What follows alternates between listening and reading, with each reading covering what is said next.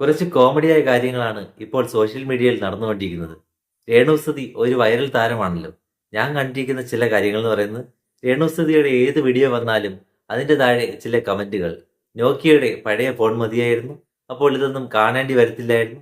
അതുപോലെ മറ്റൊരു കമന്റ്, രേണുസുതിയെ കാണാതിരിക്കാൻ, രേണുസുതിയുടെ വീഡിയോ കാണാതിരിക്കാൻ ഏതൊക്കെ ചാനൽ ബ്ലോക്ക് ചെയ്യണം എന്നൊക്കെയായിരുന്നു. എന്തൊക്കെയായാലും ഈ നെഗറ്റീവ് പബ്ലിസിറ്റി കൊടുത്ത് കൊടുത്ത് രേണുസുതി ഇതാ എല്ലാവരുടെയും വീടിന്റെ സ്വീകരണ മുറിയിൽ വന്നിരിക്കുന്നു. ബിഗ് ബോസിലെ ഒരു കണ്ടസ്റ്റന്റാണ് രേണുസുതി. ഇത് കാണുമ്പോൾ എനിക്ക് ഓർമ്മ വരുന്നത് പഴയൊരു കഥയാണ്.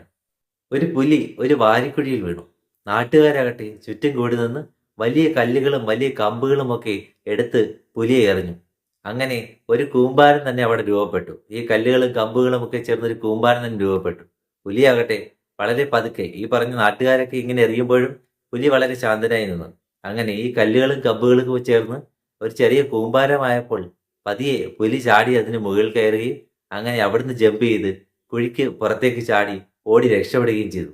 നാട്ടുകാരാകട്ടെ അവിടെ ഇളിഫരായി നോക്കി നിന്നു. ഈ ഒരു കഥയാണ് എനിക്ക് ഓർമ്മ വന്നത്.